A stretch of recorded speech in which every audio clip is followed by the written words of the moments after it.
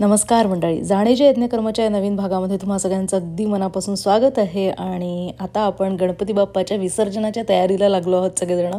तर त्याच्यासाठी असे आपले 8-9 दिवस झालेत आणि आपण छान छान वेगवेगळे पदार्थ बनवतच असतो घरामध्ये. तर आज मी करणार आहे उकडीचे मोदक आणि अगदी सोप्या पद्धतीने. खरं तर अगदी पारंपरिक पद्धतीने पाकळ्या बेकळ्या करून केले जातात, पण आम्ही हे उकडीचे मोदक म्हणजे खाल्ले पण बऱ्याच उशिरा आणि त्यामुळे ते करायची ती वेळ कधी आलीच नाही. अगदी मागच्या वर्षीपासूनच मी उकडीचे मोदक करायला लागली आहे आणि अजूनही मागच्या वर्षीचा प्रयोग होता, पहिला प्रयोग होता आणि विकतची तांदळाची पिठी वापरून पहिल्यांदा करून बघितले, त्यामुळे ते साच्यातच केले गेले. थोडंसं त्याला प्रॅक्टिसची गरज असते, म्हणून मग यावर्षी पुन्हा करून बघितले. पण यावर्षी मी अगदी पिठी घरी करण्यापासून हे केलेले आहे, त्यामुळे हे असे उकडीचे सुंदर मोदक तयार झालेले आहेत. चव तर एकदम अप्रतिम आहे आणि असा गरमागरम तूप घालून खाल्लेला मोदक सगळ्यांना खूप आवडतो. अगदी स्वर्गसुख असतं हे. आणि हे बघा, अगदी रसरशीत झालेला आहे. आतून गुळाचा जो रस आहे तो इतका छान लागतोय, गुळ आणि खोबरं आणि हे तांदळाच्या याच्यासोबत असलेलं त्याचं अप्रतिम कॉम्बिनेशन. बाप्पा तर काय, आपण तर सगळे पण खुश होतोच या प्रसादाने आणि सगळ्यांना आवडतो हा प्रसाद. अगदी जवळचा प्रसाद आहे सगळ्यांच्या, तर तो पण एकदा आमच्याकडे होतो आता मागच्या वर्षीपासून. तळणीचे मोदक नेहमीच केले जातात, पण हे पण आपण करून बघायला हवं असं वाटतं. आणि त्यामुळे हा मी कसा करते ते तुम्हाला आज मी सांगणार आहे.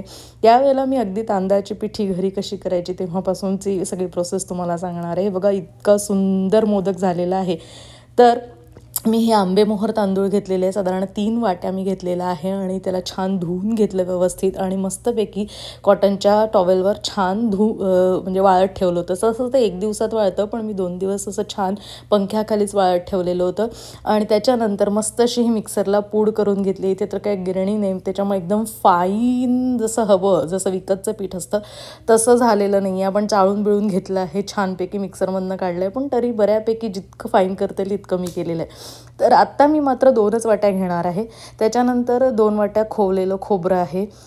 खोवलेलं म्हणजे मिक्सरलाच बारीक केलेलं आहे, पण ओलं खोबरं आहे. आणि त्याच्यानंतर तेवढाच गूळ घेतला आहे. बाकी पाणी, तूप, दूध, थोडंसं मीठ असं सगळं आपण याच्यात घालणार आहेत. तर मी हे साधारण जेवढी तांदळाची पिठी आहे तेवढंच पाणी घेतलं आहे. म्हणजे 2 वाट्या पाणी घेतलेलं आहे, ते आपण उकळवायचं आहे. त्याच्यामध्ये अगदी 2 ते 3 चमचे मी दूध घातलं आहे, ज्यांनी छान मस्तपैकी मऊसूत होतात मोदक. 1 चमचा साजूक तूप घालायचं, 1 ते 1.5 चमचा, आणि थोडंसं चवीला मीठ घालायचं आहे. आणि आपण हे जेवढं पाणी घेतो तेवढीच, म्हणजे पिठी जेवढी घेतो तेवढंच आपल्याला पाणी घ्यायचं आहे, त्यामुळे उकड एकदम मस्त होते. तर हे अशी छान आता उकळल्यानंतर पाणी आपल्याला ते पीठ त्याच्यामध्ये घालायचं आहे आणि साधारण लाकडी चमच्यानेच उलटण्याने लाटण्याने असंच त्याला थोडंसं छान एकत्र करून घ्यायचं आहे, कारण मग ते लाटण्याला तितकंसं छान म्हणजे चिकटत नाही आणि व्यवस्थित आपल्याला एकत्र करता येतं. आणि हे बघा, अशी आपली उकड आता तयार आहे. आपण हिला थोडी वाफ येऊ देऊया, छानपैकी एकत्र करून घ्यायचं व्यवस्थित आणि झाकण ठेवून 10 ते 15 मिनटं वाफ येऊ द्यायची. तेवढ्या वेळामध्ये आपण सारण करून घेऊया. तर हे बघा, मी 1 अख्खं नारळ होतं ते छान फोडून घेतलं, त्याची साल काढून घेतली काळीवरची आणि त्याचे तुकडे करून घेतले आणि ते मग मिक्सरला फिरवले.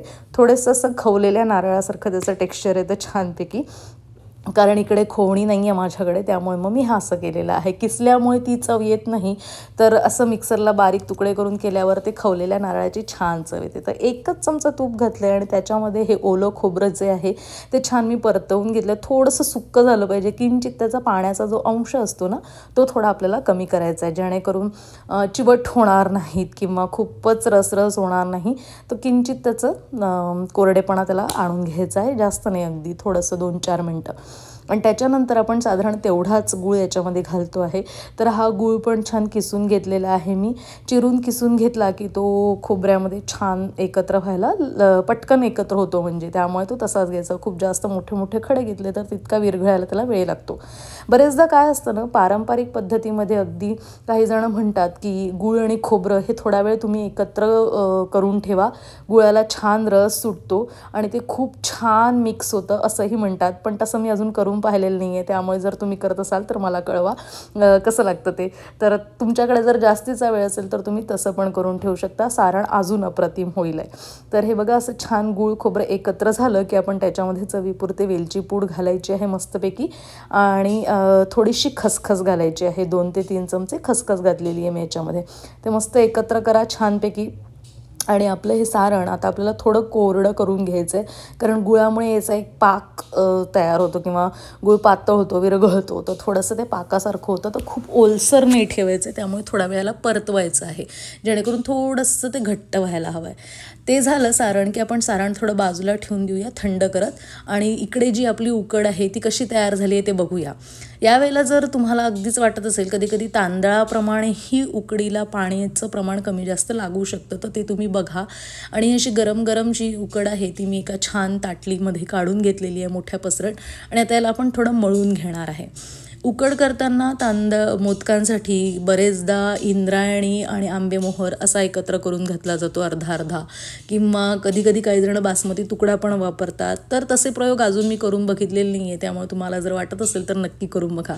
यावेळेला मात्र मी पूर्णपणे हा आंबेमोहर तांदूळ घेऊन छान घरीच सगळं केलेलं आहे, पिठी वगैरे. त्यामुळे यावेळेचे मोदक आणखी छान झाले होते असं माझ्या लक्षात आलेलं आहे.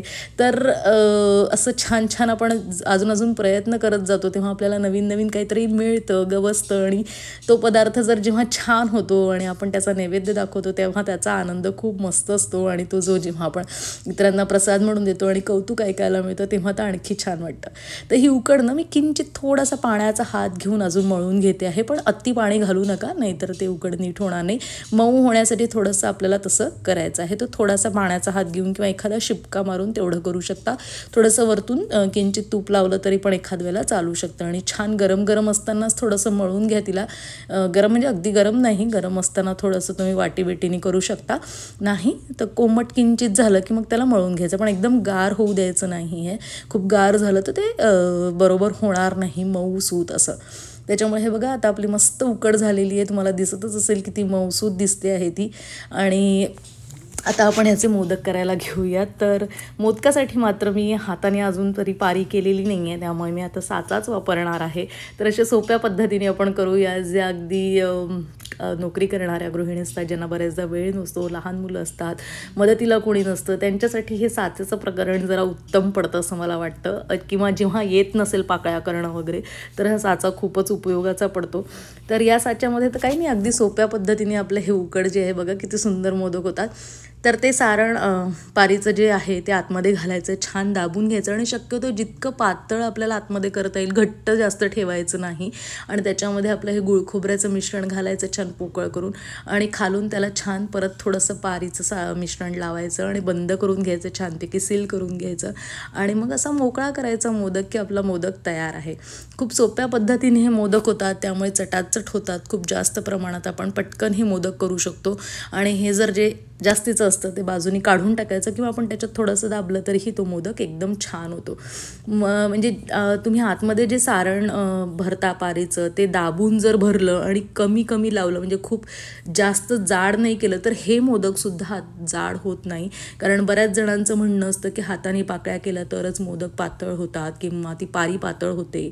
आणि हे जे असे साच्यातले मोदक असतात त्याची पारी खूप जाड होते असं बरेच जण म्हणतात. पण जर तुम्ही असंच, मी आत्ता जसं सांगते आहे तुम्हाला, की ती पारेचं जे आवरण आहे ते तुम्ही जर दाबून आणि जरा कमी कमी लावून जर केलं तर ती वरची पारी पण पारदर्शक होते, ज्याच्यातनं आतलं सारण पण दिसू शकतं. आणि मुख्य म्हणजे ते पातळ झाल्यामुळे ते उकडीचे मोदक एकदम छान लागतात.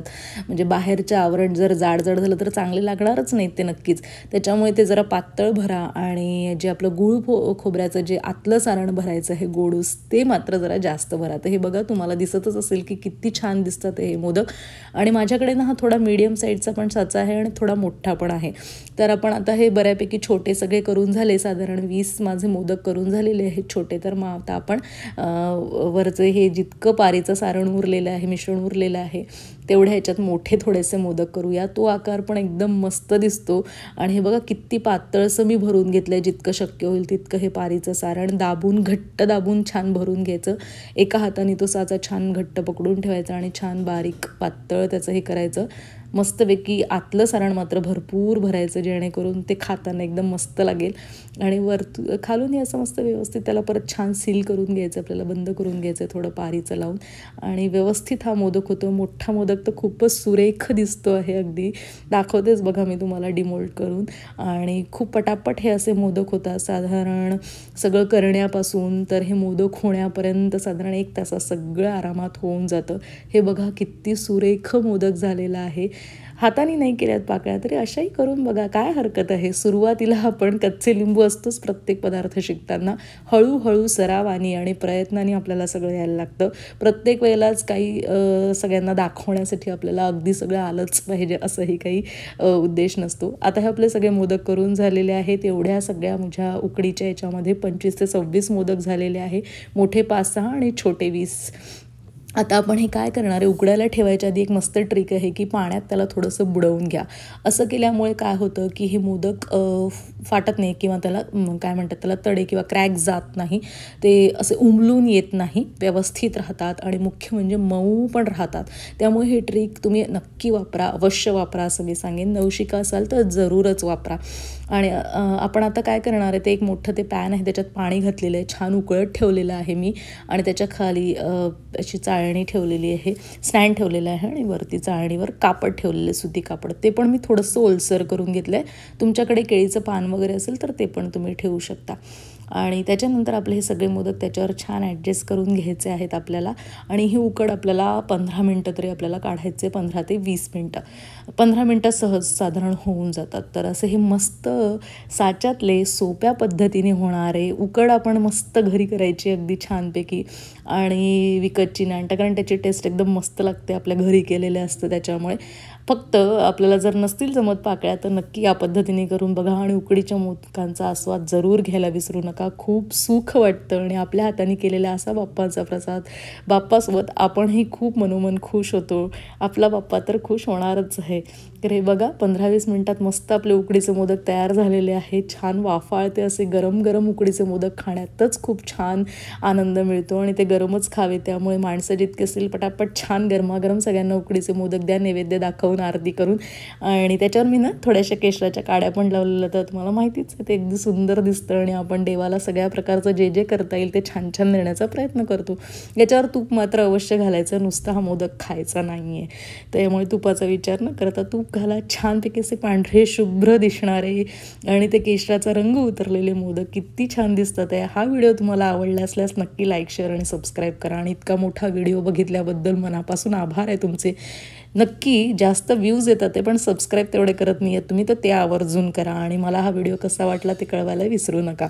पुढच्या भागात छान छान रेसिपीसह आपण भेटत राहणारच आहोत. तोपर्यंत नमस्कार. जाणीजे यज्ञकर्म.